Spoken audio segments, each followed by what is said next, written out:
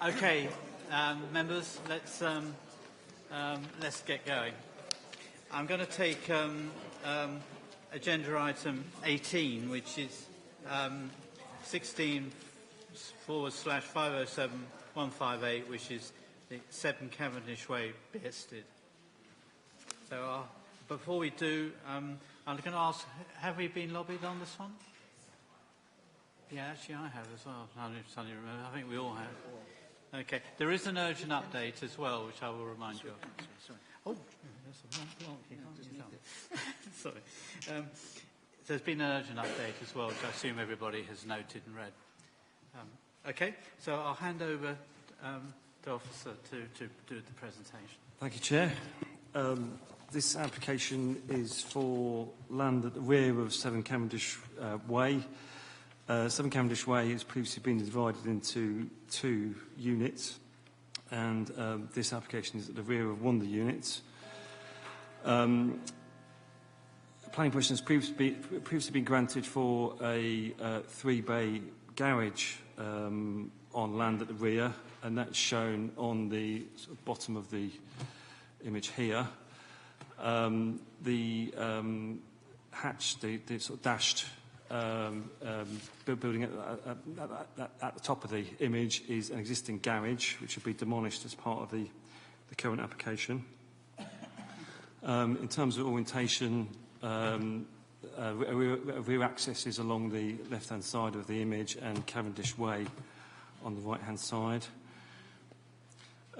This image shows properties in Cavendish Way at the top of the screen, and just actually illustrate the sort of wide variety of different buildings in the back gardens of properties in Cavendish Way. It's the front of Cavendish Way. The dash building is in 2 separate units, with 1 unit access from the front and a second unit access from the right-hand side in the side of the building. In terms of the back of the building, the garage that I mentioned is on the left-hand side of the image. The fencing that you see is the actual separation of the garden for the two separate units. Again, the single-storey garage with the fencing visible on the right-hand side. It's the view looking south along the track.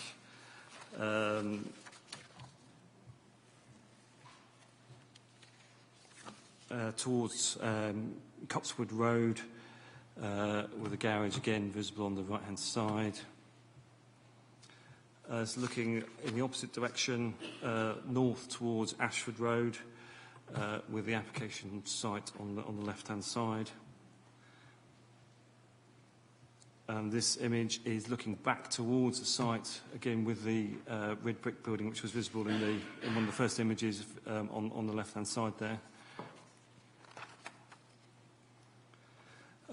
This is the proposed building. The building, in terms of the appearance to the rear alley, it will appear as a 3-bay garage with 3 sort of false garage doors. The floor space has a clear link to the main property, with the orientation facing away from the rear alley. The accommodation provides a bedroom, a living area and a study. A storage space is provided at first floor level, and that's accessed via a separate doorway in the rear of the building. It is considered that this new application has addressed the other concerns about neighbour impact, on the impact on the actual general character of the area, in terms of the links to the main property. The officer's recommendation is to approve planning permission subject to conditions. That condition actually includes a condition which will link the floor space to the main property. Thank you.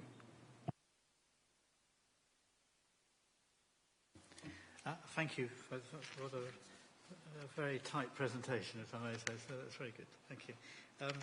Right, I'd like to call on Councillor Ash for Bearsted Parish Council, please.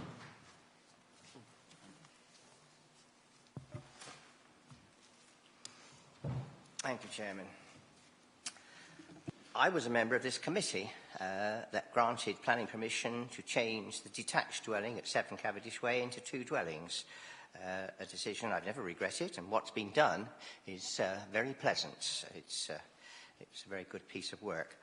Subsequently, the applicant sold off one of the dwellings with a reduced rear garden and moved into the property with an L-shaped rear garden. And originally, the applicant had a garage aligned west to east, that's running parallel with the garden at the bottom of the garden. Subsequently, this has been amended to a triple garage with a store in the roof space, and that's aligned parallel to the trackway. It's now proposed that the triple garage become a residential annex with a separate store above for elderly relations, I believe. My problem is with the separate store, with the store above, is that there are 4 windows. So I use my upstairs in the roof space for storage, but I've got no windows there. My fear is that maybe one day the residential could move up. I don't see any reason for having windows. The parish council has objected to this as it introduces a residential element into the rear garden. There is no other residential element in rear gardens. And the only access is via a bridleway, which the vehicular access along that bridleway is minimal. I've very rarely seen a car. Even though 1 or 2 people have garages, they actually don't use them, and the vegetation shows that they don't use them. This large building, together with a further large building, which didn't show on the plan, but I believe you've seen photographs, which has been built already in the garden, is, in my opinion, Parish Council's opinion, overdevelopment of the site. One other point is our understanding that the drainage will be by a cesspit. We find this unacceptable in an area with a proliferation of fast food outlets and coffee shops. I would ask that you reject this application for residential development, as happened before, based on overdevelopment of this site with this building and the other building which has already been erected in the garden. Thank you. Thank you, Councillor Ash. Mrs. Ryder, the applicant, please. Good evening, committee members. The planning report provided by Kate Altieri is thorough and comprehensive and covers all of the issues that have been raised, so I need not repeat what has already been said so eloquently.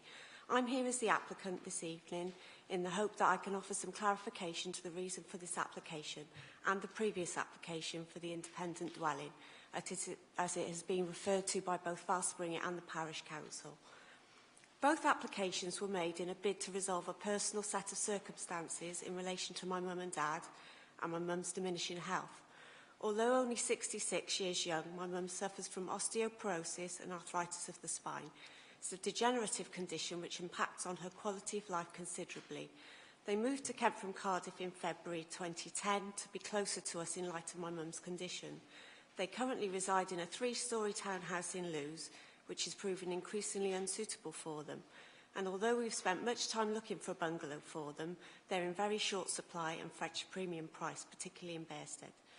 The initial application for an independent dwelling was always intended to house my parents and was designed taking into consideration their relatively young age and their preference to continue to own their own home. Whilst they accept that help and support is needed to improve their quality of life, they were reluctant to step off the property ladder, so we'd hoped to build them a purpose-built home that addressed their physical requirements that they could own. We've had to accept that the original proposal was unsuitable, but have worked very hard with the planning department and our architect to find an agreeable proposal, hence our current application. We believe this new application, as noted in the report from Ms Altieri, addresses and overcomes all of the issues previously raised. It is our intention to stay in our current home for the foreseeable future, As such, we wish to maintain goodwill and cordiality with our neighbours, which is why we've carefully considered the objections made by our neighbours and amended the plans to accommodate and overcome these by way of internalising the staircase and obscuring the glass in the roof lights. With regards to the mains drainage issue, we would be living in closest proximity to the annex with our 2 children. Any solution for this would be considered carefully before being carried out. We would not undertake any solution that would compromise the enjoyment or amenity of the area for the benefit of ourselves or our neighbours. I hope this would allay their concerns and those of Councillor Springett. Thank you for your time and consideration. Thank you, Mrs Ryder. Councillor Springett, please.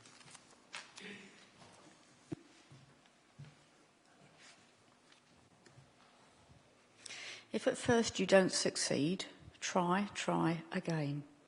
The original application for an annex was refused by Maidstone and on appeal. An application was then submitted to subdivide the bungalow into 2 properties, subtly including a large triple garage similar in size to the refused annex. I'm not quite sure how this was considered less intrusive than the annex application, but I suspect attention was drawn away from the garage by the conversion of the houses. I note the officer was content with the parking provision, which included the 3 garage spaces. We now see an application to increase the garage in size to that originally applied for, to achieve the originally desired annex. In my view, this is still not acceptable. It will still be an incongruous and prominent feature in the area, as stated by the planning inspector. There is an issue with drainage, and the use of a septic tank is being considered. In my view, this is not acceptable in a residential area. Mains drainage is available and should be used.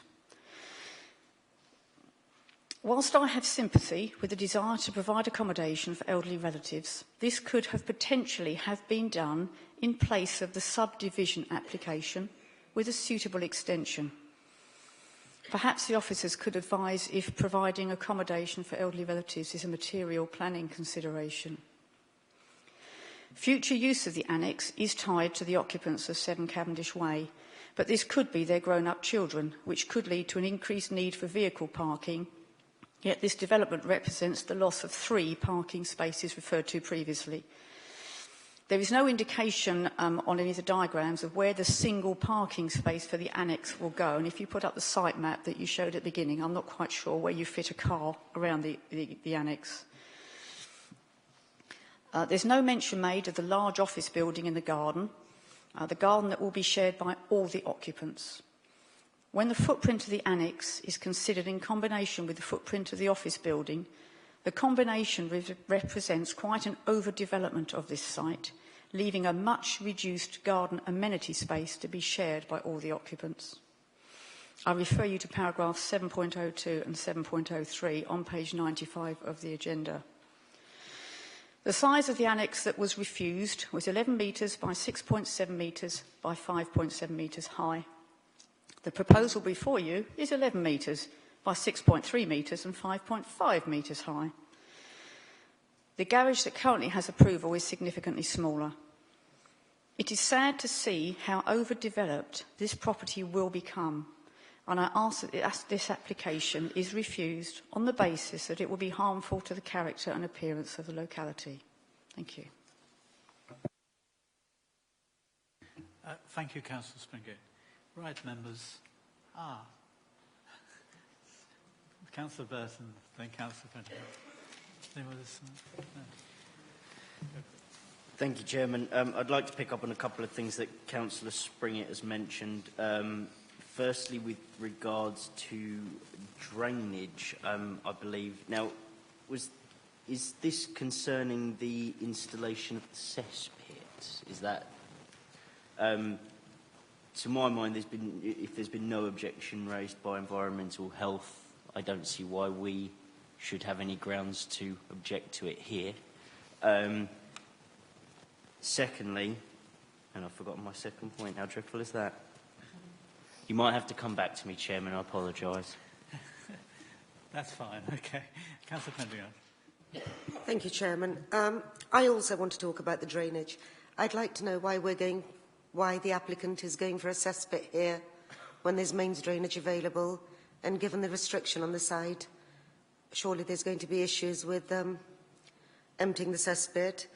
I'd also like to know why the office building hasn't been mentioned in the presentation, because surely that is quite a significant issue in terms of how much space we can cram into one small, how many buildings we can cram into one small plot.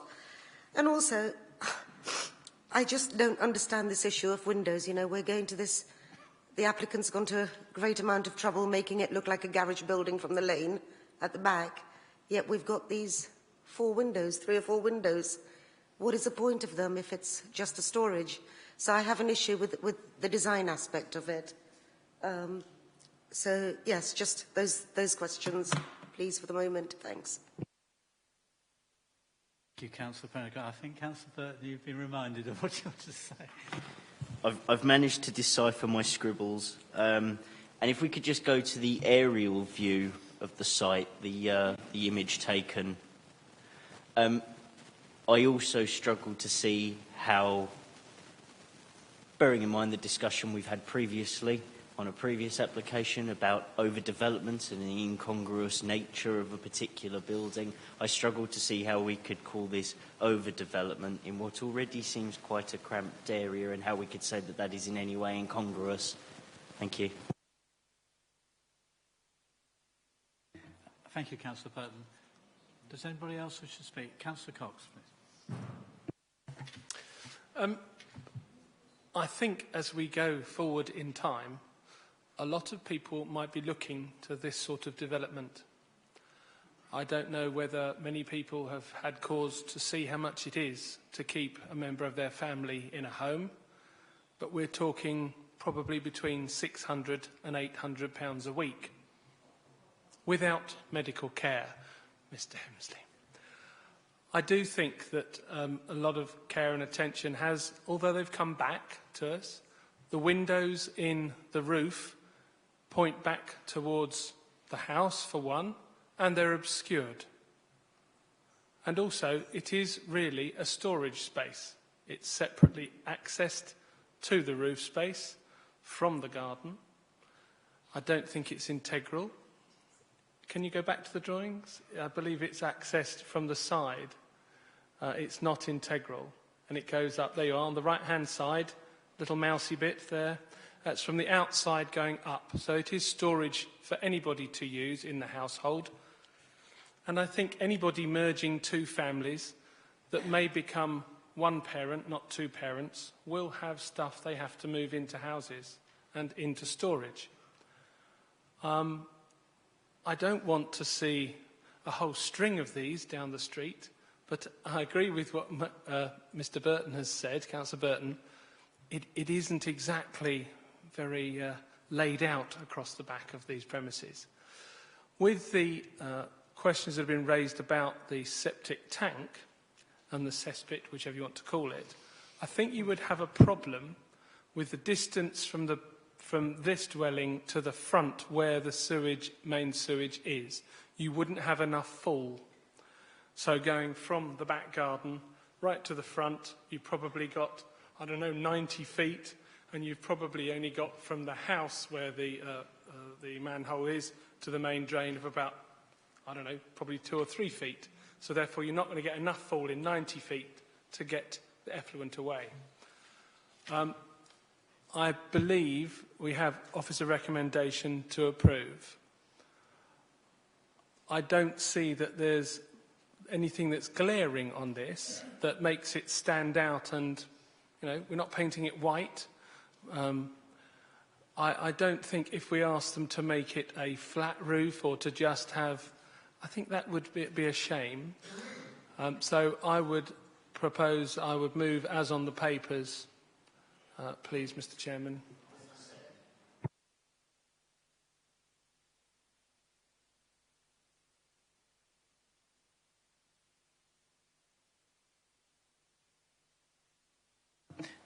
The drainage issue, there's comments about the use of the cesspit. Do you have any view is there a view on that? And also the windows issue, which I think was raised by one councillor. I'll just answer those points and then we'll go for I think in terms of the cesspit, I think we have to assess what's put in front of us, and we have consulted with Environment Health on the use of a cesspit, and they have no actual problem with it. So in that respect, we can't actually object to the use of a cesspit. Okay. I think the windows in the loft space, they are proposed to be obscure. It is proposed that is office space. I think if there's an issue that the upstairs be used as living space, then we can possibly look at planning condition and actually restricting that space to storage. Thank you. We have a proposal, I think, to approve, and we have a seconder, I think. Do we have Councillor Burton? If I may, I would like to also, actually move the amendment for the condition for the restriction that the upstairs is used as storage space. Is that possible? Yeah, that's within the...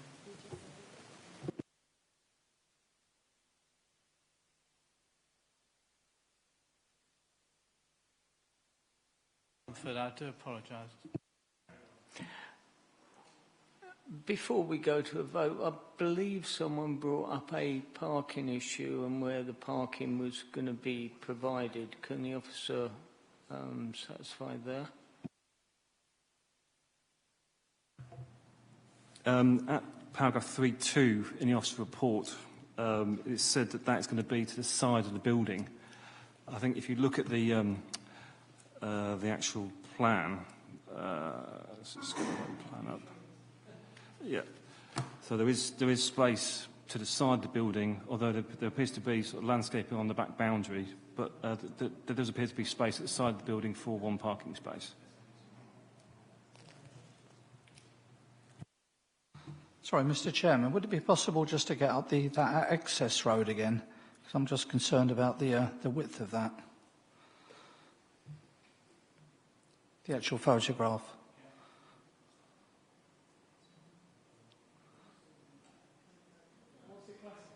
Yeah, I mean, it's a dirt track. Is it just one? Okay, right, thanks.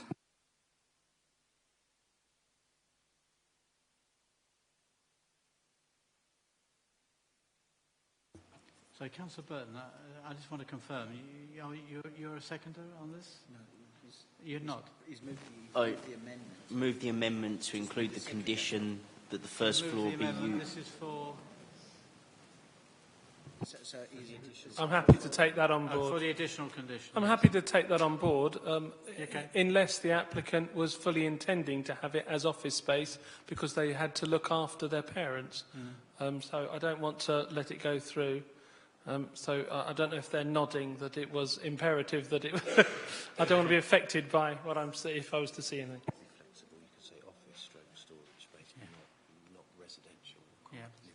We can be flexible on this, I think, from what officer informs me. Can we leave that to delegated powers then? I think we leave it to delegated. I'm sure we'll get a sensible solution to that. Chairman, an alternative way forward is make it informative, where the kind of general wish of the committee is conveyed, but they're not tied. Yeah, thank you, Councillor. Councillor Prendergast. Sorry, I didn't think that I had misread. It says here the original plans for this application showed an external staircase to access the roof storage area, and through further negotiations, this has been internalised. For a moment, I felt I was losing it, but that's what it says here in the officer's report at 2.03. Yeah, but it's not... You're meaning it's an external staircase. It is external to the dwelling. Yes. It's integral to the building design, but it's external to access from the inside. Are you okay now? Okay. Yeah, just members to put context. I mean, the condition 3 seeks to obscure, glaze and fix shut those windows. So it's highly unlikely that it's going to be used for residential accommodation if the condition says fix, shut and obscure glaze. So if members on the resolution want to have a condition that says it should be used for office stroke storage space, that's something that could be accommodated and should not be used for residential accommodation, Whether that's necessary, I'll leave that up to you.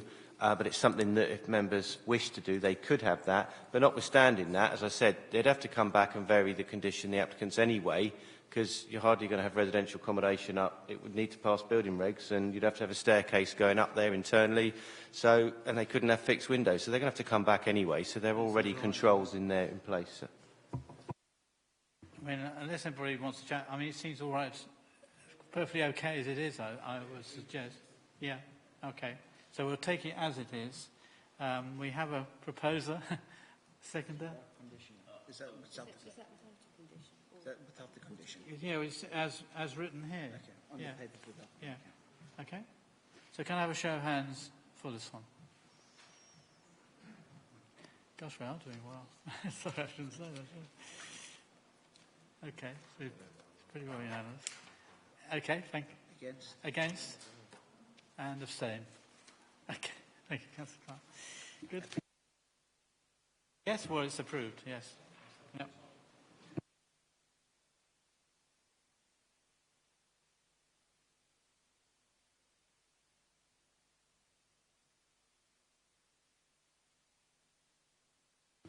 Okay, well, let's go on to the next one, which is Wilson's Yard, George Street, Hunton, and it's agenda 17, and it's 16//506 756. I'll hand over to whoever's going to present this. Sorry, agenda 17. Thank you.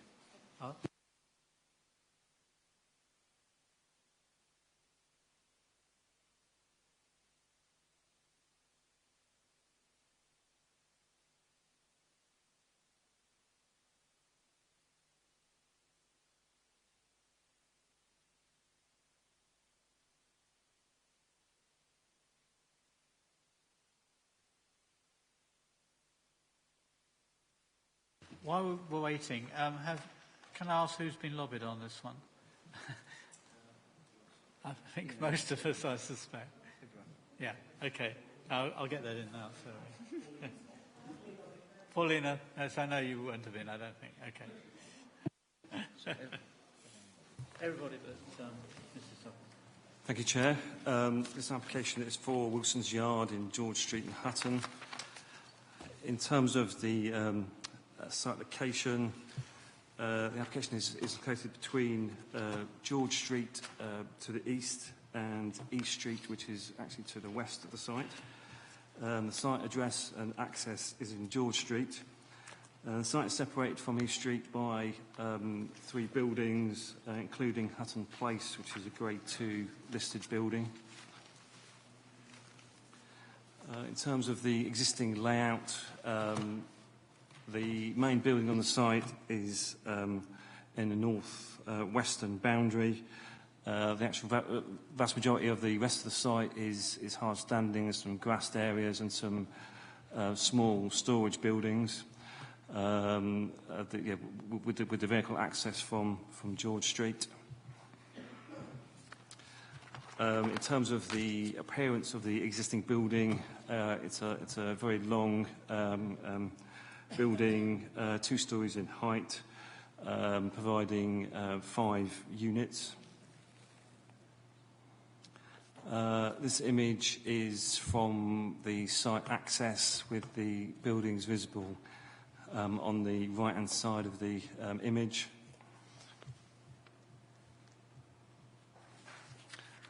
Again, the second image from the site access with the buildings in the background and the parking area visible.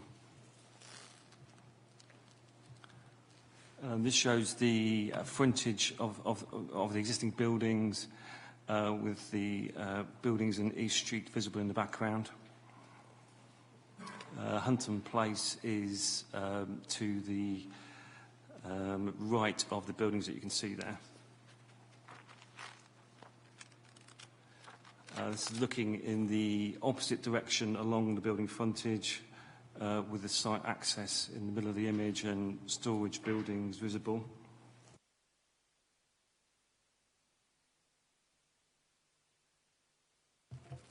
This image looks south with the building behind.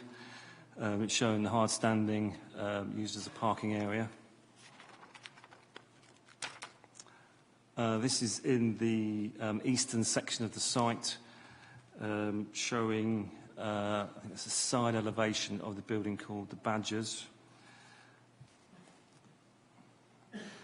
And then slightly further along, you can see the rear of the Grade 2 listed building, Hudson Place, and this is looking away from the existing building on the site. In terms of the proposed layout, the application involves the demolition of the existing buildings which are used as a motor vehicle repair use and storage. In place of the existing buildings, the application involves 5 houses, 3 4-bedroom houses, three 4-bedroom houses, 1 2-bedroom and 1 3-bedroom. When assessed against the existing building, the buildings will be further away from Hunton Place. The application includes new landscaping, including a new orchard next to the George Street frontage, and also landscaping within the site itself. This is the street scene building within the site, with the outline of the existing building shown in red. The semi-detached properties are on the left-hand side, with the three detached properties next door. Apart from one of the properties, all houses have integral garages, with 1 garage for the other semi and double garages for the detached properties. Buildings are designed with pitched roofs with front bays and dormer windows. It is accepted that the proposal will benefit the setting of the listed building by removing the existing building and moving new buildings further away. However, this positive benefit is considered to be outweighed by the negative impact from the proposal. These negative impacts relate to the loss of the existing employment use, the unsustainable nature of the location in terms of access to facilities and public transport, and the harmful impact of 5 new large buildings in the countryside. The Office's recommendation is to refuse planning permission on these grounds. Thank you. Thank you very much for that. I'd like to call upon Mr. Collins for the applicant, please.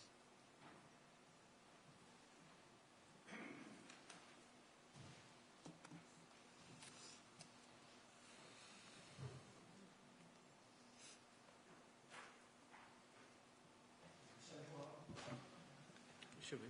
That's working now. Thank you. Thank you, Chairman. I did circulate a leaflet to members. I'm aware that most will have seen it, but I do want to respond to the points that are considered against the proposal. But if I can, before I do so, if I can just draw attention to the fact, what wasn't shown on the photograph is that there's a fairly dilapidated barn that is listed by virtue of being a Kirklees listed building in the corner of the Kirklees of Hunton Place, which is one of the main reasons we were moving structures away from the boundary. The setting of that, the repair of that, is what I regard as very significant, and that doesn't seem to have been addressed. The other matter that I do want to refer to is that at the moment, I mean, you can see from the photographs, the gentleman who's running the site at the moment, it is very, very low key, but it is a very, very large site. The building is huge. You can probably only appreciate it properly when you are there. The hard standing is very large. This is a site that this council refused the commercial use, and it was allowed at appeal. And so one of my other concerns is the council are now seeking to protect something that they didn't want. Now, don't get me wrong, it was probably a lot of different members. There may be some of you still here, but there would have been some of you, I think it was only in 07, there would have been some of you that didn't want the commercial use, and there we are with a reason for refusal, saying that that should be, protection of the employment use should be key. Now, this is the second scheme we've put in. That isn't a criticism, because there's been a dialogue with the parish, with local people, and others to try to come up with a scheme for this site. I mean, we remain convinced that the right thing is residential use. We do understand the point about sustainability, but in my view, 5 units next to a listed building with great big hard standing and literally a dilapidated Kirtleaf listed building immediately next door, they should carry very significant weight. The opportunity it provides to move away from that building and give opportunities to look after it. So, Chairman, members will have seen that we request a deferral. I mean, obviously, we'd like a permission. But if members are left in any doubt on the matters that I say, then clearly what I would ask is that members do take the opportunity. I know they don't do so lightly, but go to the site, have a proper look, understand how the premises is, how big it could be, and what the level of activity and harm to the setting of the listed buildings will be, in my opinion, should the current owner move away and the site ratchets up to what you probably thought, if there are any of you still here, might happen. Thank you. Okay. Thank you, Mr. Collins. Right, members. I have Councillor Clark first. Thank you. Thank you, Chairman. I'm a bit concerned about the sort of notion that this type of site is intrinsically harmful in the countryside. I think in the countryside there are a lot of challenges. There are families that have children. They need to do things in those villages if they aren't just going to move off to the local town. And I think that there are sites like this. If you went across Kent and you took a database, an inventory of all sites like this, you would find a large amount of good, should I say, an amenity for people that live in rural locations. So I do understand that there's almost like this Disneyfication of the countryside if you get rid of all of these and just put these pretty looking houses.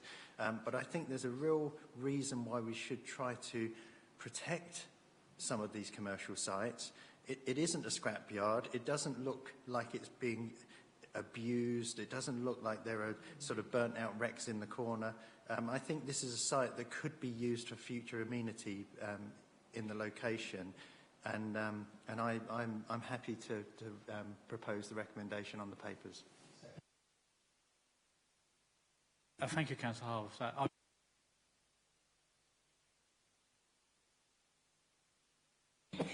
Thank you, Mr. Chairman. I'm not so sure I can come to a conclusion as quickly on this one.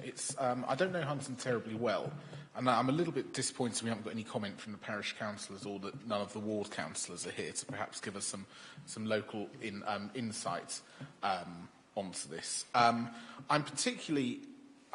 I agreed with the first part of what Councillor Clark was saying about the importance of communities like Hunton and making sure they're sustainable. And we have a long... relatively long bit from 8.24 to 8.32 in the report about its sustainability and the fact that it has a bus service on school days and so on and so forth. And there's an awful lot of villages and very small villages across Kent and across the country which do not have a bus service anymore. And yet the officer has concluded that it's not located in a sustainable location. Well, that to me is inconsistent with what we often see at this committee, particularly when we're talking about public transport. So I'd appreciate the officer being able to defend how he can reach that judgment on this particular occasion. And I actually agree with the applicants about commercial land here, because I fear as well that we could end up if the owner of the site is approaching retirement age and isn't going to operate as a commercial building commercial business from there. I feel we could end up with sort of a bit of a dilapidated site in the middle of the countryside, which could be put to a better use in this occasion. So I'm not so sure I can agree with Councillor Clark and make a judgment so early without further information coming forward.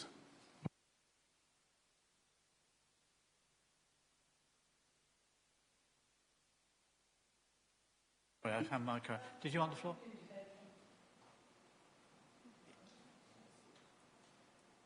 No, okay, that's fine. No, that is fine. That is your privilege. Councillor Mumford, please.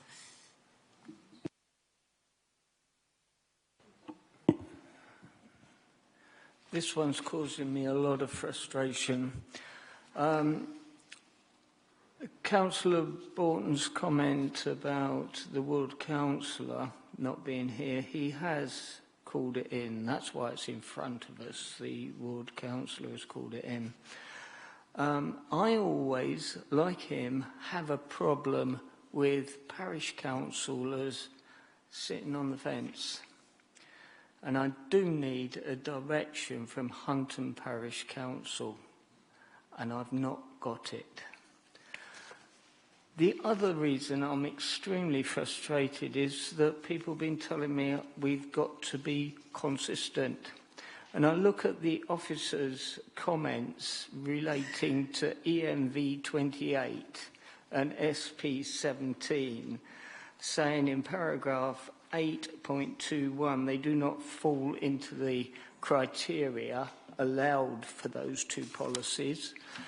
On paragraph 8.23, again it repeats that it does not fall into the criteria, and also under the objections, like me, they are using EMV 28 and 17. I've tried to do that in the past, and we have been told that we have to demonstrate harm, which the officer doesn't actually demonstrate in his refusals. And that frustrates me, that 1 week we are looking at EMV 28 and SP 17, and we're told we can't use it, and here the officers are using it without demonstrating harm, which they've told us we should. So I'm still sat here wanting to know what Hunton Parish Council want, because we've got localism, and I am disappointed they've not commented, and the consistency of EMV 28 and 17, we need to sort it out. Thank you, Councillor Mumford. Councillor Burton, please. Sorry. Thank you, Chairman. I'd just like to come back to Councillor Borton's earlier point. Whilst I understand and accept the fact that there are most certainly settlements within this country that do not have bus access is not the only amenity required for a sustainable settlement. And I also think, and I agree with Councillor Clark on this, that there's a degree to which you shouldn't underestimate the value that a piece of commercial land like this actually gives. And I believe it surely is sustainable as commercial land. People have bus access to get to work. They get there, they do a day's work and they go home. They don't necessarily need all the same access to a shop and a school and so on and so forth. To my mind, it's fine as it is. And the consideration about, well, what happens if the owner of the land doesn't want to run his business from it anymore and so on and so forth. For a start, correct me if I'm wrong, but I don't think that's actually part of our consideration as a planning committee. But secondly, there is always still the consideration that he may sublet it to another business in the future. It is a valuable piece of commercial land, and I will be happy to support the recommendation for refusal. Thank you, Councillor Burton. I've got three other speakers. Councillor Cox, please. Thank you, Mr. Chairman. Just a bit of clarification from the officers, really. In the actual recommendation itself, on page 91, though, under paragraph 2, it says the proposed development is in an isolated location, yet they're saying it's good for employment. Now, I thought we have to have sustainability to get to employment as well, because we want anybody to be able to get to employment. I'm afraid I do find myself very much on the fence on this one.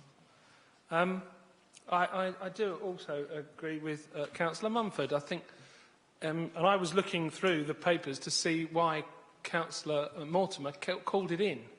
I was sort of thinking, which way is he looking at this?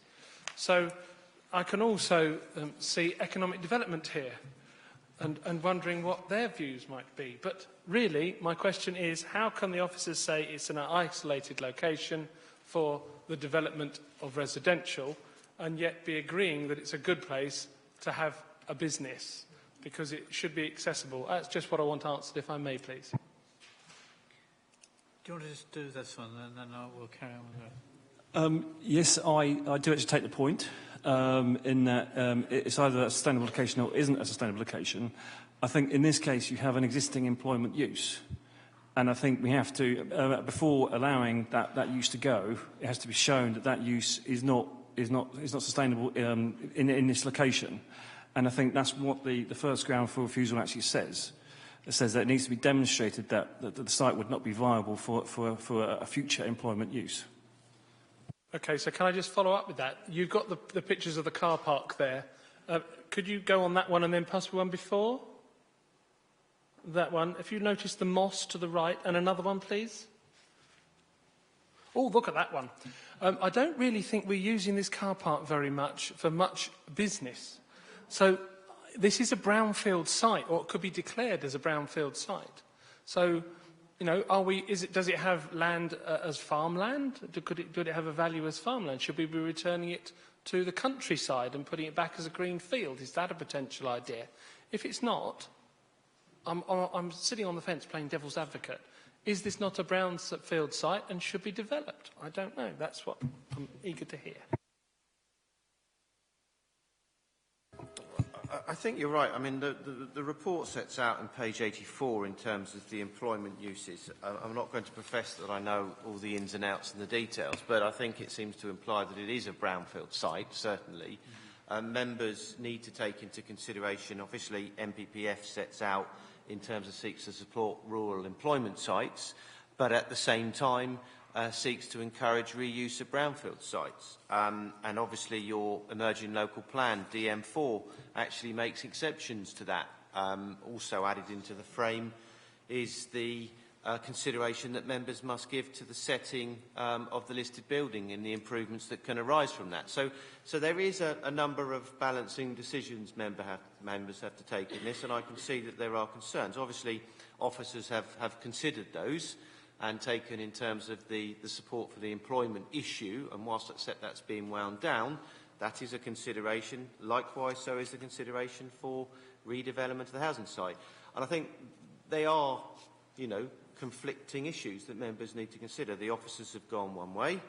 Members may decide to give more priority to the other elements of it. And I think what we're trying to do is say MPPS seeks to protect those employment sites, and you have to go down a scenario of either demonstrating that they may be not viable, maybe because they're not sustainable, they're not viable.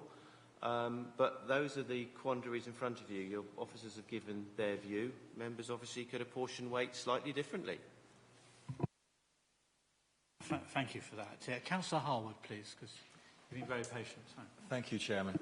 For more than a decade, national policy and indeed our local policy situation has led to the asset stripping of so many employment sites in Maidstone's countryside for residential. And it has changed the nature of many of our hamlets and settlements. So essentially, where we used to have a sustainable economic model where there was and you could work locally, that has been undermined by turning what were kind of communities into dormitories. And the upshot of that is the rat running we see out of every village tidily at the beginning of morning and evening.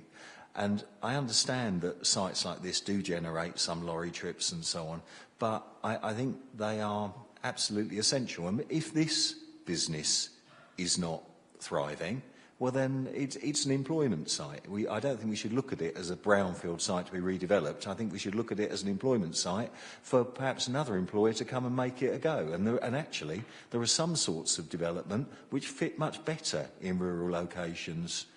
And I actually think that Hunton, it has not turned into a dormitory yet. It still has got the thriving village hall. It's still got that sense of community. And I actually think that, this is perhaps it's not the most beautiful site in the world, but it's a small price to give.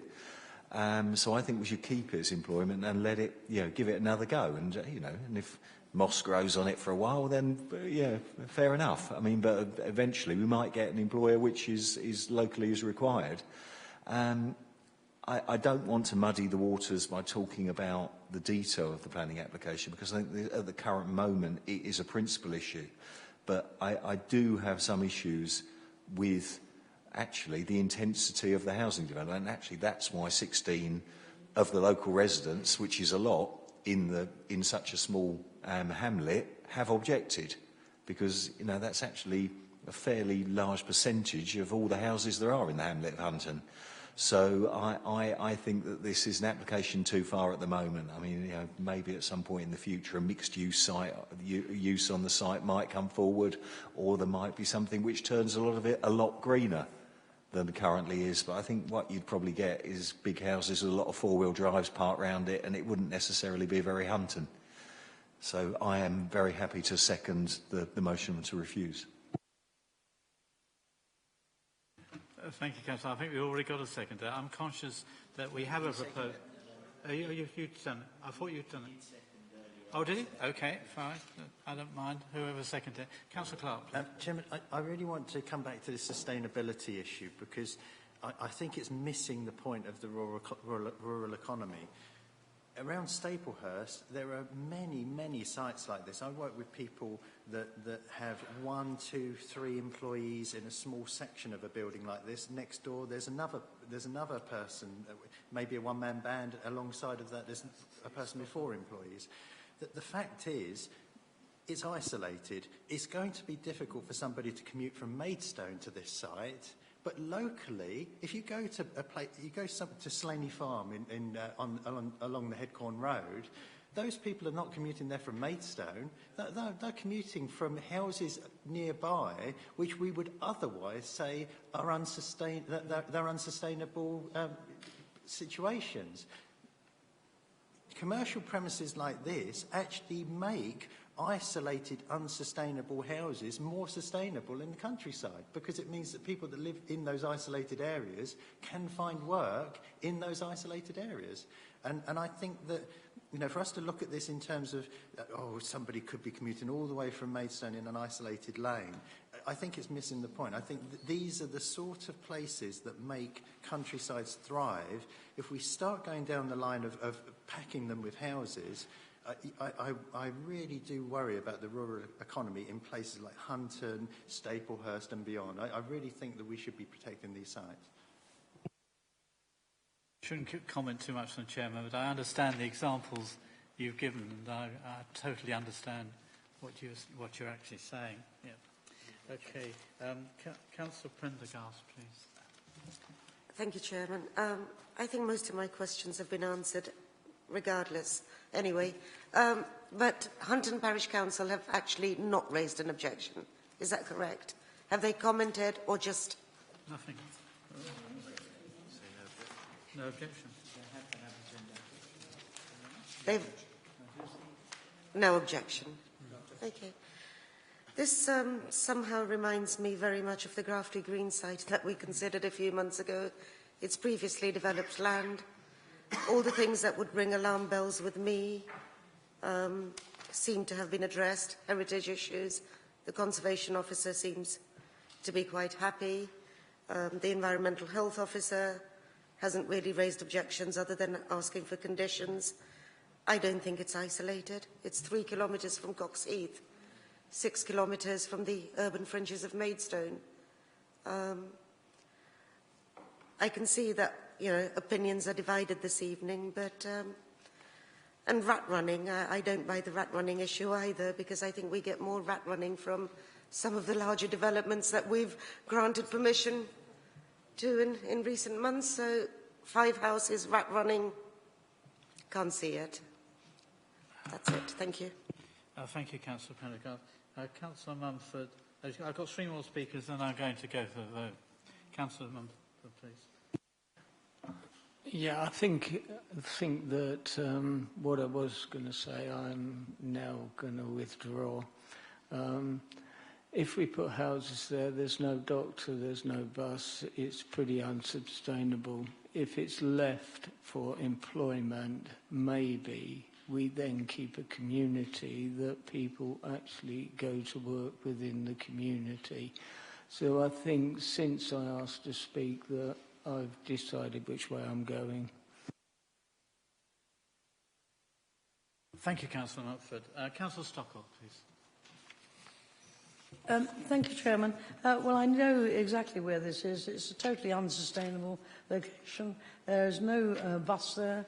It is right next to Grade 2 Hunton Place, in a pinch point down in the middle of Hunton, and it really is an unsuitable place to be developed for more housing. So I would like to go for the refusal. Okay. We can go to the vote. Proposed refusal. Yeah, thank you, Councillor Stockwell. Thank you. Councillor Powell, last but not least. Sorry, I can see I'm going to be outspoken on this. I think this is a perfect brownfield site to build on. And to be quite honest, the business world or the local economy is all built on market forces. If a company wanted to go along and do something with that site, they would have done it, and I'm sure that the owner would have sold it to them. If this is left for days, weeks, years, who knows what could happen to this site? It could be part of the emerging economy. Maybe somebody like Amazon would buy it as a distribution centre. I'd love this to be kind of, tractor repairs or combine harvester repairs. I'd absolutely be delighted with that. But unfortunately, the world that we live in is changing. And I hate to see a site like that, which is derelict. I mean, part of that side of that building is almost falling down. That's apart from the moss on the field, yeah. I mean, I'd prefer it to be returned to green field than actually left as it is, in the hope that one day somebody might take their business there. As a business person, I wouldn't take it there. Thank you. Thank you, Councillor Powell. I'm going to put this, we have a proposer. I think Councillor Clark, Councillor Harwood, got it right this time. You went to second it. Can I show a show of hands for refusal? I think is the answer to this one.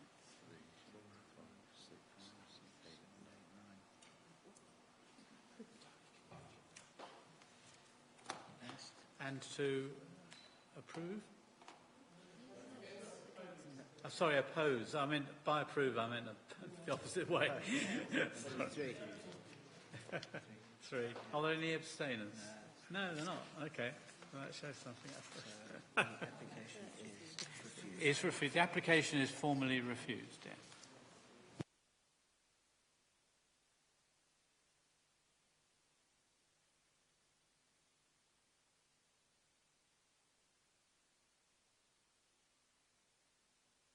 Okay, let's move on, shall we?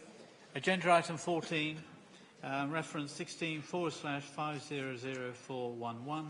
This is 2028 Moat Road, Maidstone, and it's a redevelopment of Maidstone Mosque. Would you who's going to present this one? James? Okay. Thank you, Chair. This application is for the redevelopment of Maidstone Mosque with associated classrooms, library, offices, kitchen, along with the addition of 3 shops and 1 residential flat. It's quite a complex redevelopment of the site, and so if members can bear with me, I will try and go through with it as quick as I can, but there's quite a lot of plans. I just want members to have a total appreciation and understanding of it.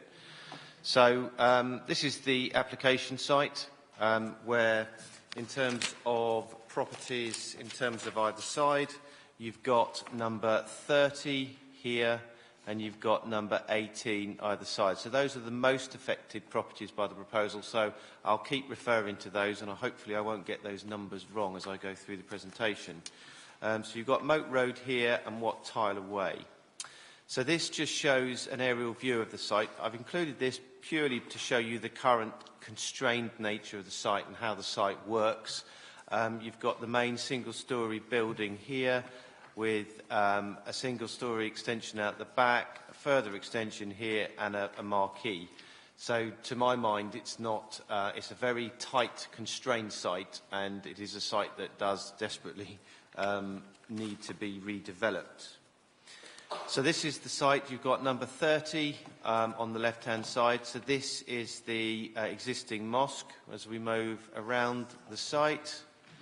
This is the entrance. So, it's taken up by ramped access around, and then an entrance pushed back into the site.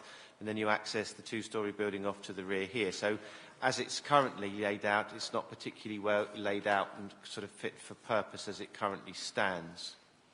So this is part of the application site, and then this is number 18. Again, just shows you in the context of the street. Most members will know it. It's only just across the road from the council offices building. This is the existing loading bay with the application site just off to the right here. And then this is effectively from the rear of the site, Melville Road. So this is number 18, I think. Let me just double check. Yes, this is number 18, so the application site would be here. So what members, I'm just showing you this in the context, the two-storey extension with the green roof would be seen approximately in this position here. There's a big retaining wall here, so what you would see is the two-storey element across here, but the applicants have gone to quite a lot of attention in terms of greening that roof and creating sustainable credentials for the site. It's quite a complex layout, again, and I'll move through those as we go through the presentation. This is just further up the same street, again showing it in the context of the site, and you've got the retaining structure in approximately this position here. So very quickly, I'm just going to show you the rather constrained, I'll flick through these, in terms of the current conditions in terms of the library. It's quite a cramped space for quite a lot of people with limited areas in order to use the various necessary options that are carried out in the mosque, both in terms of teaching, in terms of prayer, and in terms of the library facilities as well, and the teaching classrooms. This is the washing area. As you can see, it is all quite constrained. We come out to the back of the buildings. Again, I'm just going to go through these quickly. It just really indicates the sort of tight nature of the site. This is the relationship to number 18. Number 18's here. This is the existing mosque outbuilding. Again, the temporary natures of the links and the marquee that's used as an overspill for prayer room for special events in the Muslim calendar. Again, it just shows you, and the marquee has been there for a considerable period of time and is required as the overspill area. So just give you a context of the site. So this is the existing layout. The elevations from Moat Road in terms of how it doesn't fit in terms of the context of the adjoining buildings. It was a bomb site during the war, and then you've got almost what I would call not quite temporary buildings, but temporary almost in their nature. So this is the existing elevation facing number 18, the elevation facing number 30, and then the rear elevation. And you've got 30 and 18 either side. So just going through briefly in terms of, this is the proposed plan, so you'll replace it with a similar block to the either side, so a three-storey terrace, a continuation, and then you get the extensions out the back. The reasons why the extensions have been angled away is to sort of respect the amenity of the property in 30 and 18. So this is the two-storey element. This is the single-storey element with the green roof.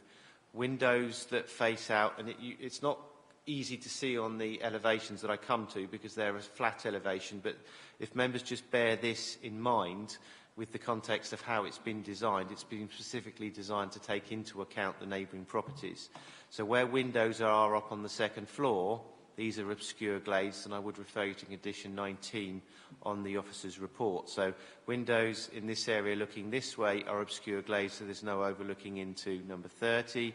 And likewise, again, this staggered, the way that the building has been staggered away from the boundaries, and windows around this area, again, have been obscure glazed to protect the privacy of number 18. So quite a lot of thought has been gone into the design and layout of the building. Just going into the front elevation, so you've got a sort of a continuation of the terrace, and to my mind, it's much more appropriate in its context. You've got the three shops here towards the frontage of the site. You've got the various entrances, the male and the female entrances into the building, and then you've got a side access here again, which sort of almost pulls away from number 18 next door. Again, this is a bit flat, so just remember the other building I showed you. This is facing number 18, but it looks like a flat elevation. It isn't. It's stepped away, as I previously referred. So windows on this floor are obscure glazed, and they step away from number 18. And then you've got a green roof, and it steps down to single storey. Windows here just face the flank of number 18, so there's no overlooking issue or interlooking into that relationship. Number 30, again, in terms of it looks like a flat elevation, it isn't. It's jagged and stepped. So these windows here are obscure glazed as well, so there's no overlooking into number 30, and then it steps down correspondingly into the site, and you'll notice the level change in terms of the fence of the adjacent property. So in terms of how it's been looked at in terms of amenity, quite a lot of care and attention has been taken on that point. The rear elevation, again, which steps down, what it doesn't show is the building, obviously 3-storey behind that would front onto Moat Road. Again, in terms of floor levels, basement, just note the way the building has been staggered out with the main prayer area here. So you've got, in the basement area, you've got male and female toilet facilities. You move up to ground floor plan, you've got the 3 shops, you've got the access into sort of the ladies' room, you've got the overspill, prayer hall, and the main prayer hall here, facing in the direction that it needs to face.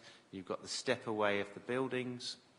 As you move up to the first floor, again, you've got an all-purpose hall here, which is 2-storey.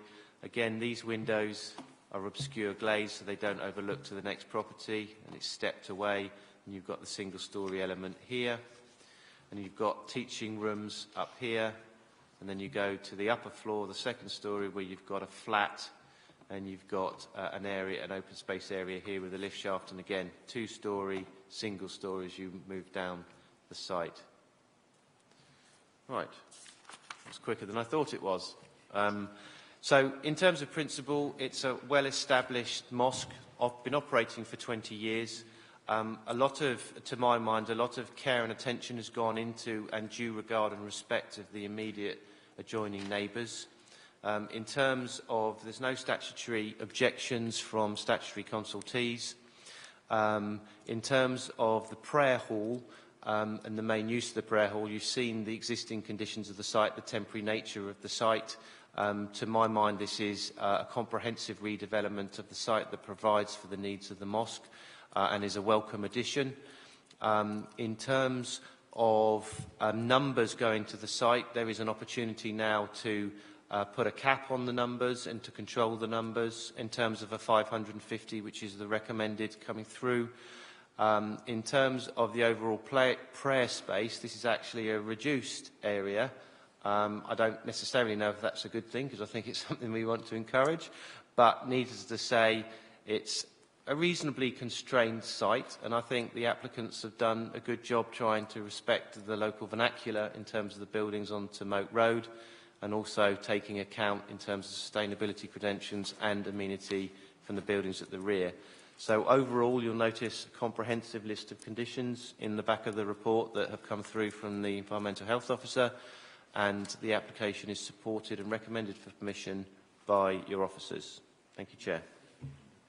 With the urgent update. Say that. We have one urgent update, which I assume everybody has read. Has anybody been lobbied on this? Councillor Fowle, one lobby. Okay, that's noted, Councillor Fowle. Thank you. Right, I would like to call on Mrs Woodward, please.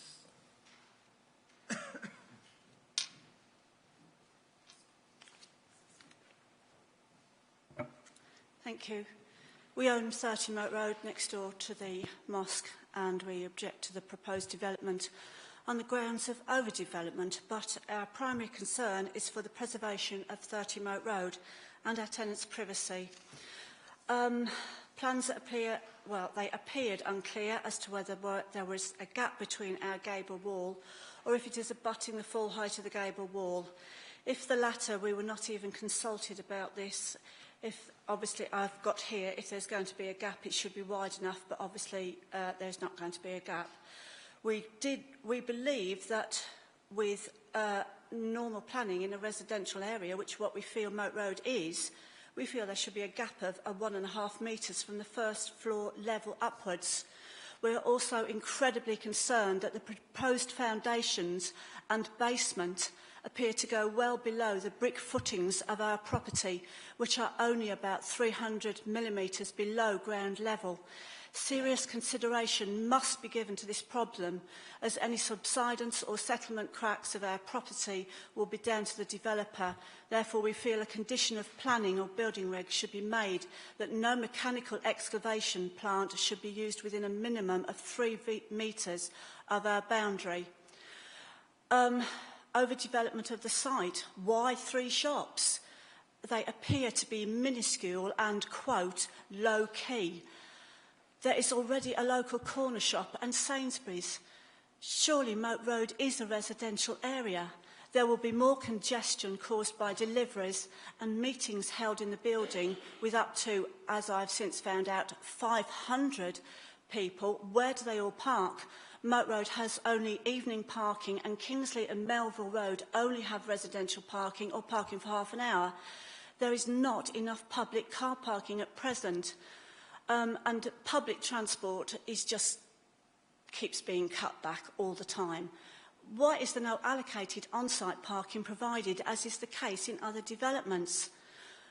Some of the following points are in contravention of the Human Rights Act 1998, Article 8, which states a person has a substantive right to respect for their privacy and family life. This should be taken into consideration before planning consent. Should this not be done, the Act could be pursued retrospectively. As it appears from the plans, they will be overlooking our garden and back windows, including a bedroom window. This is because of the angle of the 2-storey extension. Despite obscure glass being used, we still feel that this is a lack of privacy for our tenants. And we also feel that the 2-storey extension will take away light from our property. How can a 2-storey extension not leave the light that is there? We also feel with extra noise of up to 500 people would cause a serious nuisance to our tenants and all the residents in Moat Road. It's bad enough now with just the Friday meetings, and in the summer with doors and windows left open. As the case, it can only get worse. Thank you.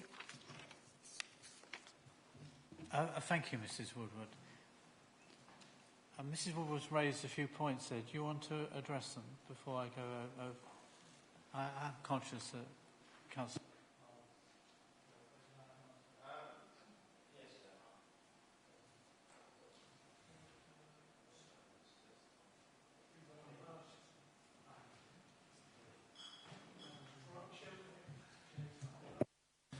Okay, yeah, thank you, Chair. Yeah, I mean, there are a number of issues raised. I think I have addressed the issues tried to address the issues in terms of the overlooking issue in the design. As I said, these elevations aren't the greatest to show that concept, but I think these illustrations do try to say how the applicants have attempted to address that particular issue. I would just... the issue in terms of increase in numbers is set out in 8.03 of the report. It does set out, whilst there's an increased floor area, it doesn't say there's proposed to be an increase in the overall numbers. I did show you the internals. It is a very constrained, tight internal layout, and I don't think it's fit for purpose for worshippers who use the current site. So, you've got an overspill marquee building. That's not a great place to put people out when you're trying to worship, in my mind, and I think it's a sensible issue. Yes, with any redevelopment, one of the concerns raised was the issues of foundations. I mean, obviously, the issues that come forward, I understand the concerns that are raised by residents of the next door property, number 30, because obviously there is quite a significant basement area, which is shown here. But, I mean, obviously those issues come around with redevelopment of the site. They are civil issues that need to be sorted out between the two prospective owners, and they will need to be addressed as civil issues. They're not for matters for members to consider unduly, because they will need to be protected in their own rights. Yeah, hopefully I've addressed if there are any other points I've missed, Chair. But, I mean, I suppose the issue, and what I do accept, is it's quite a constrained site. I suppose the issue is, and normally we would say construction management plans, you know, would be dealt with by informative, and we say we only leave those for very big sites. You know, there may be an issue on this site in terms of construction and how that is managed, but given its very constrained nature and where it is, that will have to be a key issue that will have to be considered for any builder that's going to build this site out, both for delivery and everything else, so they make sure that they don't block up the system in terms of Moat Road. Hopefully that addresses some of the issues that have been raised. In terms of noise, the Environmental Health Officer has suggested quite a lot of conditions, you'll note in the back of the report. They are quite extensive, to my mind. It's got to bear in mind it's an existing operation that has been there for 20 plus years. And as far as I'm aware, I don't think that's been operating as a problem. You know, you have other churches that operate in communities. They are part of the community, to my mind. They're an area where people should congregate and celebrate. So I think a degree of noise is expected, and so should be expected to a degree.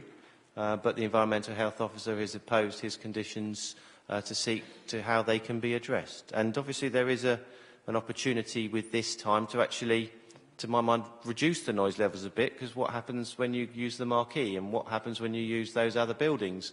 You're actually you know, people are going to be enclosed in modern buildings which will have to meet building reg standards. So I think there is an opportunity to improve the situation. I accept the concerns from the residents as a constrained nature of the site, but I think I've put my case. Thank you, Jan. I've got three speakers. Councillor Prendergast first, then Councillor Harwood, then Councillor Powell. Thank you, Chairman. Just very quickly, reasons for referral to the committee. I've never seen this before. Called in.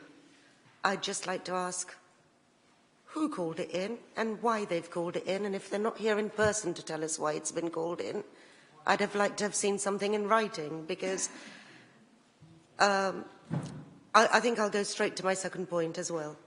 As you said, Mr. Bailey, it is a constrained site, but it's established. Most of the issues seem to have been resolved one way or another. You've said a lot of consideration has gone into this, and I'd like to move that we go to approval on this as per the officer's recommendation and with the urgent update. Thank you. Excellent. Councillor Harwood, Councillor Harwood, did you want to comment? Yeah, thank you, Chairman. This is an interesting site because the terrace in Moat Road until 1940 did continue towards the crossroad, of course. So there is a kind of hole in the development here. I actually think that the design approach is interesting because essentially the garden space is lost, and actually it's been lost by the kind of hodgepodge of temporary development. But recreating that at a first floor level with the green roof, I think is quite a novel way of overcoming that issue. And I think it could also work quite well once we get the detail of the renewable energy generation, because that south-facing section of roof I think would be, you know, very effective for solar photovoltaic panels and would work quite well. And therefore, I think in terms of good quality design, I think it's bringing forward some quite kind of exemplar elements. I am struck that the fenestration on the flanks of the building, which you can't see, is very attractive. The arched windows that are shown are very attractive, and actually the side elevations are more attractive than the Moat Road elevation. And I think a lot of that is because of road noise and so on, that there are much smaller windows on the front than there are on the side. And it's almost a shame that same conceit of using those arched windows couldn't have been used at some point on the front, because I think the curves actually fit in with the use quite well, kind of culturally, and are, you know, attractive in design terms. I think we should, we've got most of our kind of standard conditions, but we haven't put a couple of swift bricks in the eaves. And seeing as we've got that large north-facing flank of the building, and we have got swifts in that area in Brunswick Street and St Philip's Avenue, I think that they need to be housed. But I would like to hear Mr Bailey's comments on the fenestration issue, as to why we could not have some of the curved windows, particularly for the large window that's shown on the front of the building. And again, the issue as to whether through kind of negotiation on the delivery of the renewables, whether we can use some of that adequate roof space. And I think actually a couple of swift bricks is fairly uncontroversial. Thank you. Thank you, Councillor Harwood. Do you want to comment on the fenestration? Yeah.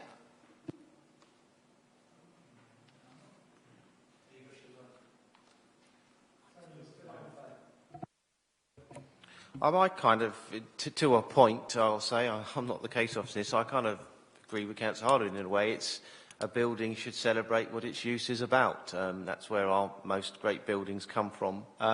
But I can see why the applicants have done what they've done. They've tried to carry on a kind of a continuation of the terrace, and as such have used sort of sash windows across the frontage to try to continue that rhythm of the street. So there is a logical process that's gone down there.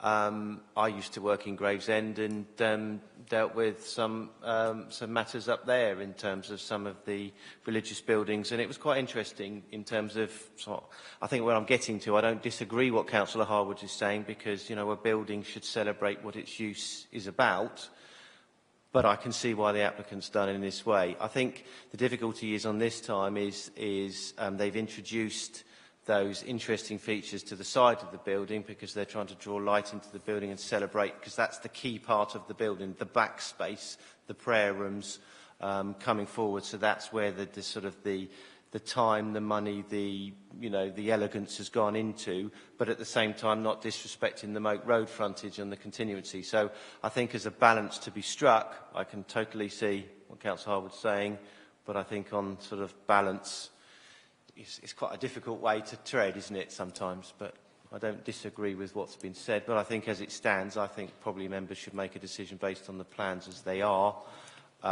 With regard to the swift bricks, I'm sure, Councillor Harwood, I can incorporate something within the into the condition works if you give me delegated authority to include that.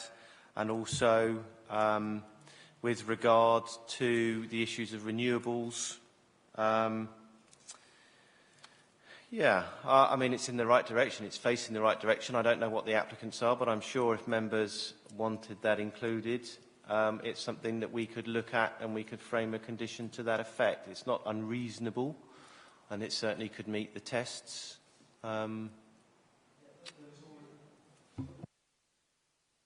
Already a condition attached to that, condition 21. It's just in the fruition and delivery of 21, I think, which is the key.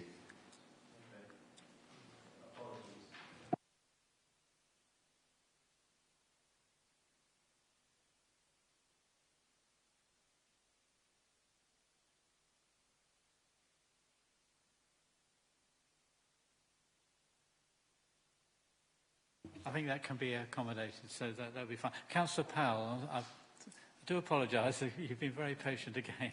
That's okay.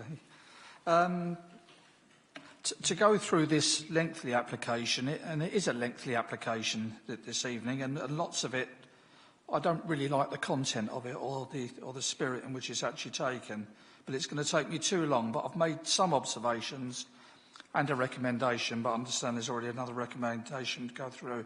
I don't agree with the applicant and all the comments detailed in points 1.1 to 1.5. The local representations against are currently at 20, although this would probably be much higher given any publicity that may arise from this evening's meeting.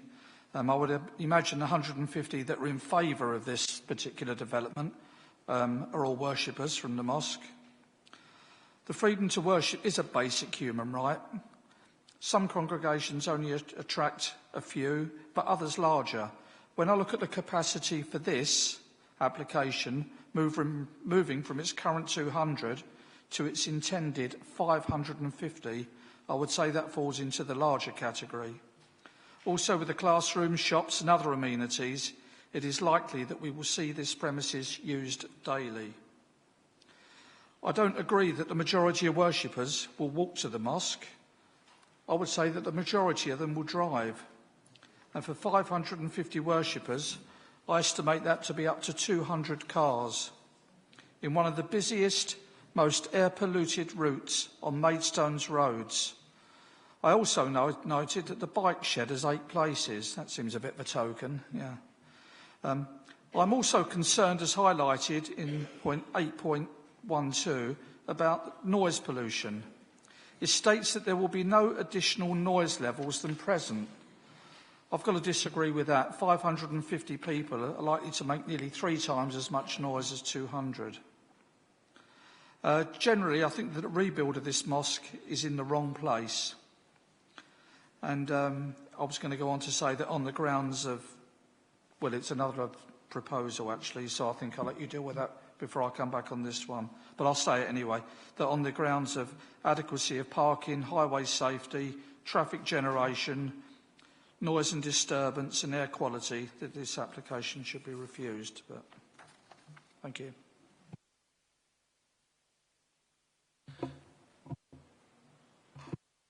I just think I need to come back on certain elements of that. I'm not trying to stop anyone having a view, but I think there are some areas in that, in terms of that need to be quantified in paragraphs 8.03, because we're talking about maximum users. We're not talking about 550 people all the time. We're talking about a limitation on special events, and that's why you get an overspill area, a main prayer hall, an overspill area. And you've also got to take into account, and I think that's quite clearly set out in Kent Highways comments, paragraph page 18, top of page 18, in terms of what the existing site area, and that's how they base their calculations on. So you've got the Masjid, sorry if I pronounce it incorrectly, 316 square metres for 430 people. You've got a marquee that's been on the site for a considerable period of time, 88 square metres, 120 people overspill. Therefore, 550 people existing capacity. You do have to bear that in mind, that that's what the current site, I accept it's cramped, could use with no restriction on. And, you know, there is an opportunity with redeveloping this site, which the officer is suggesting to put a condition on. So I just have to put that in context, and also putting in context what members have looked at in their ITS to get a modal shift. You're right opposite a multi-storey car park. You're right opposite a bus station. Of course, if someone turns up to this site with a car, they're not going to be able to park. So they don't turn up to the site with a car. It's a town centre use, and it's an area in a town centre. If you're going to have high uses, which most of the time high-end users are located in town centres, it's because they're the most sustainable sites. And this site, you could not say it's not sustainable because it's got a bus stop right opposite. So, you know, I think those have to be borne in mind when you make the decision, and I'll say no more. Councillor Cox, please. Thank you very much, Chairman. Actually, leaving that one where that is, that elevation, I think this is fantastic infill of a space as a result of the war and the loss of what was obviously a terrace before. To actually bring 3 new shops there, I'm sure they will be niche shops for the community. I think the design, as Councillor Harwood has said, on the sides is splendid. I hope we will see reuse of particular water, probably, because it looks as though there's an awful lot of facilities inside on one of the levels. I would just like to say something about that front elevation.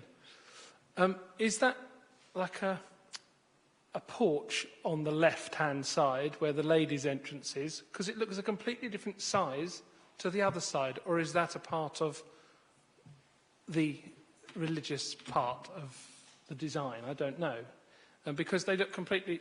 It's a bit like having a school with boys and girls entrance, and they look usually the same. And I just wondered if that's something that's... Is there a wall in front of part of the door on the left-hand elevation, or is it that it is a smaller door?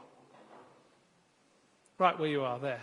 I think if I'm honest, it is a smaller door. Yes, it is a smaller door, but I'm not going to profess No. about the religious... And then that's a gate to get round to the side and to access to the back. The gate... That is part of the property. I have. Yeah, sorry. Yeah, the gate is round this side, so there is no access to the back round here. There's a better, clearer plan on the basement plan. So you've got number 18, 30, 18 here. Sorry, that one is the basement. Then you go to, yeah, so you've got the entrance here. So there isn't the access down the side. Sorry. Okay, thank you very much. In that case, then, I would like to second, as nobody else has seconded at this point. He has? Okay. Well, he hasn't spoken yet. I know, okay, but thank you. Councillor Clark indicated that he would second it. And I think we've said everything that we should say about this. I think it's great that it fills in. I mean, it's an area of Maidstone that could do with a little bit of love where there have been. I know in Foster Street there were some bombs as well. And I just think, you know, they've obviously went the extra mile to try to make it go through planning, and I think that's not a bad thing at all. Thank you. I'm going to go straight to the vote if no one else wants to speak. So, in favour to approve?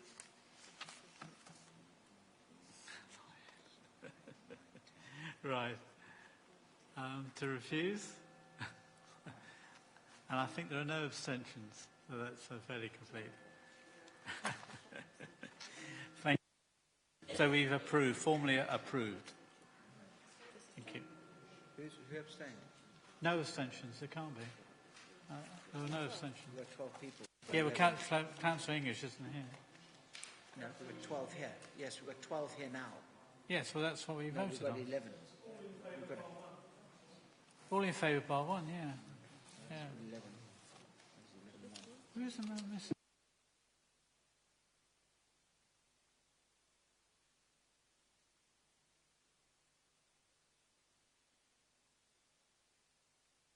Apparently we've got to do the vote again because we can't count. So, who's in favour?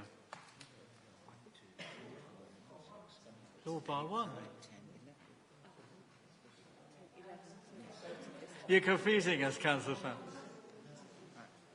Are we okay now? Yes. Yeah.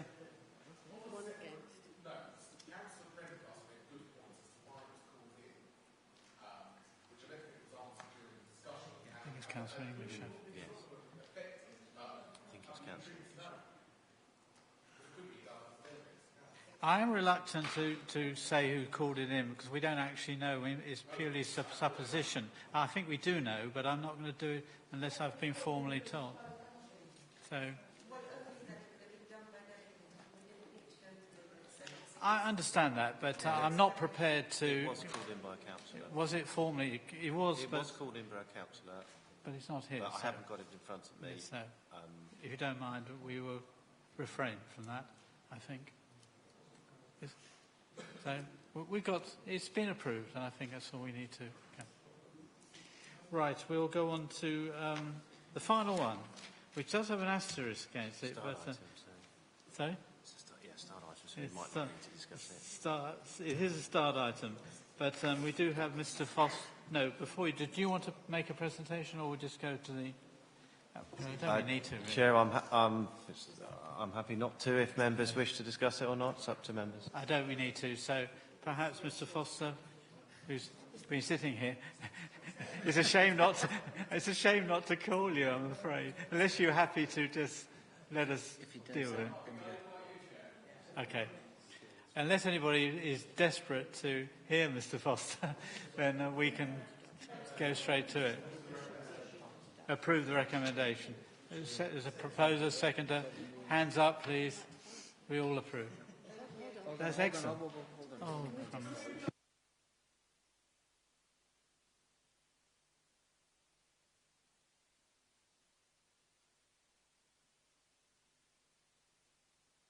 question who... Councillor Harwood had proposed. He put his hand up first. There's two there. So Councillor Clark. I was right. It was Councillor Clark. We have taken the vote. Everybody approved. NEMCON. We don't have to do it again. Happy?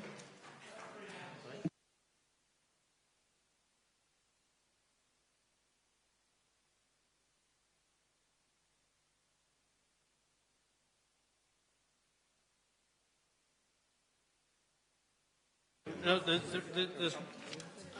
excuse me, members, we all want to go home tonight, so there's one agenda item 20, which is appeal decision. I would suggest we just note them. Happy with all that? Jolly good. And there's no chairman's announcement, so I think I can formally close the meeting. And thank you, members. And Merry Christmas and a Happy New Year. And we don't have a deferred meeting next week. Thank you, members. It's been very, very good. Not going through the conditions, the appeals. No, I've done it. I've noted it. I was going to hear you on that one. Sorry. That's good. No, do you want to go home as well? Yeah, no, God, yeah. That was a brilliant meeting. That's good. Thank all yeah. your staff for everything. So, That was good, I thought. yeah, it was really good. Yeah, good debates. That's what